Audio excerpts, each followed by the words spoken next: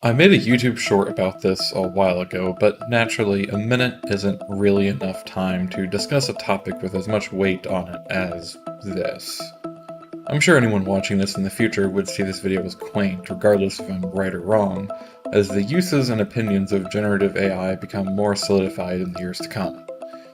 However, at the time of this video, it's still largely unknown. It wasn't long ago when the only mainstream AI was DALL-E Mini, but now the visual arts especially have been overrun with AI images and even videos. Naturally, writing is also having to adapt to AI. I'm a college student, and for the first time, there's an official course policy on every syllabus regarding its use. I would rather stay away from a topic like this, but seeing as how I'm a writer who studies comp sci on the side as a hobby, I feel like I have a foot in each door to look at the relationship of both with a perspective on both sides. Most discussions on AI are either from figures in science who do not understand how writing works, or figures in writing who do not understand how the AI works. Therefore, the picture presented to the general public is one that portrays generative AI as the thing that will kill writing as well as the arts in general. Simply put, it's not true. Let me explain. There's a video from Knowledge Husk on a similar topic that I highly recommend. In particular, he covers the art critic Charles Baudelaire's beliefs about the emerging field of photography.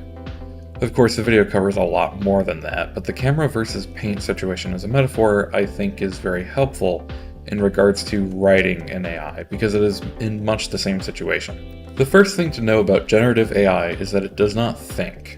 ChatGPT is programmed to personalize the responses and come across as friendlier, but it is not sentient. AI models are built and trained on massive datasets that they process and log. Then, when given a prompt, they synthesize the information in the datasets into an output.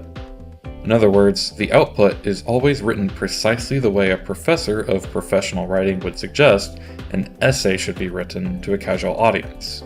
Synthesized research. The painter aiming at art for the sake of the art is not threatened by the camera. Thus, the writer aimed at the creative form is not threatened by AI, regardless of what the engineers will try to say. When you prompt an AI to write a work of fiction, a song, or a poem, it synthesizes an output based on what has already been written, just like an academic essay. There's no nuance, there's no subtext, and the plot will be the epitome of cookie cutter. The data says there is a beginning, middle, and end.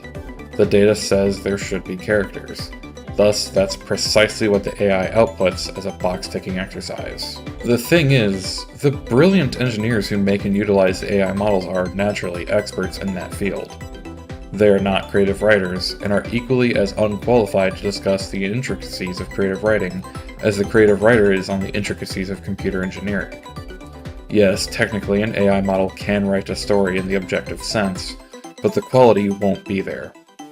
AI fiction can only impress someone who doesn't know or appreciate what makes a piece of fiction good. But to anyone who actually cares about narrative, character, arcs, themes, subtext, and other elements like commentary and nuance, anything written by an AI is abysmal. Even when you hold its hand, it makes mistakes even an amateur would recognize.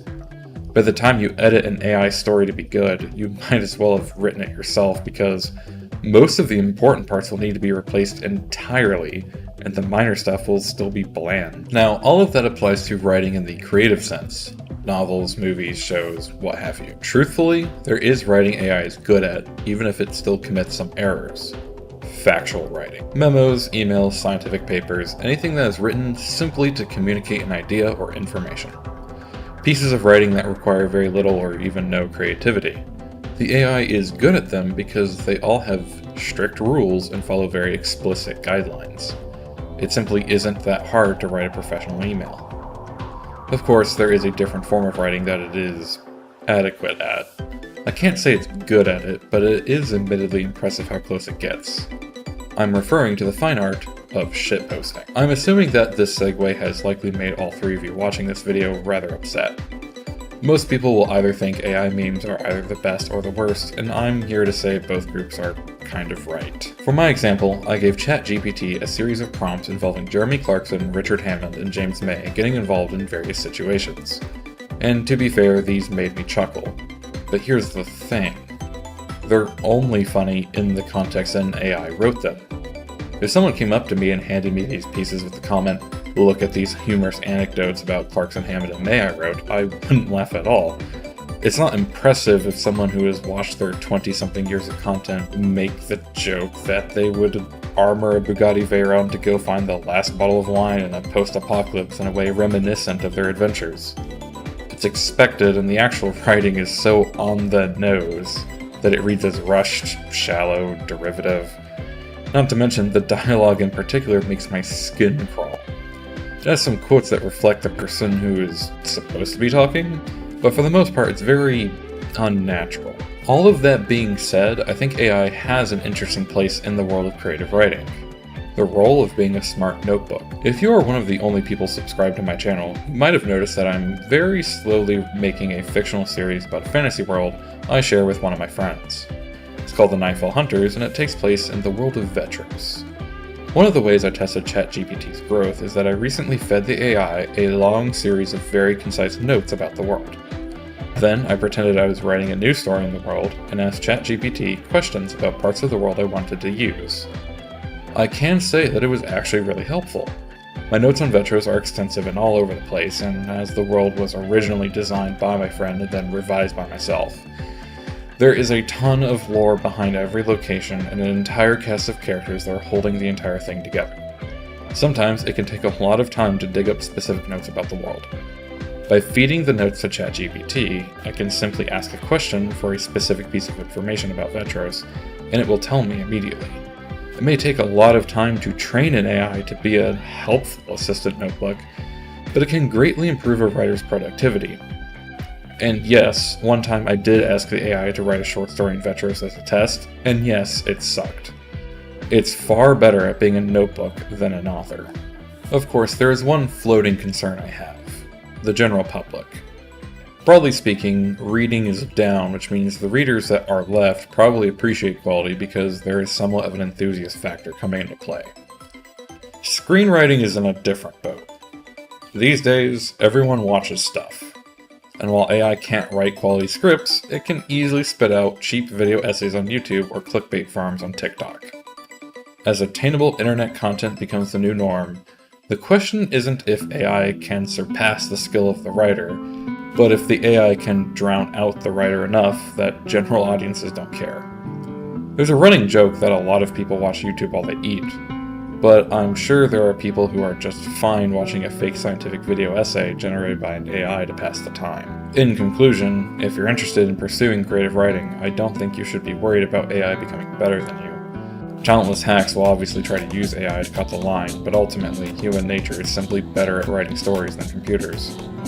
The real issue is if the rise of AI on social media can be adequately kept in its place. If you've made it this far, I'd like to go ahead and quickly just thank you for watching.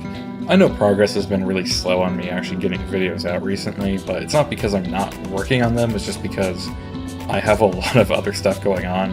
As I mentioned earlier in this video essay, I am a college student, and so in the last couple weeks I've had to submit a lot of different papers as well as a full short story into my university's journal. I've just been busy, but I am still making stuff. The next chapter of Vetros is going to be happening, and another video essay is coming up that I actually am really excited for, as long as I get a chance to actually film it. But I will make it work. I'm just not entirely sure how yet. But it will happen. So, thank you for watching, and have a good one.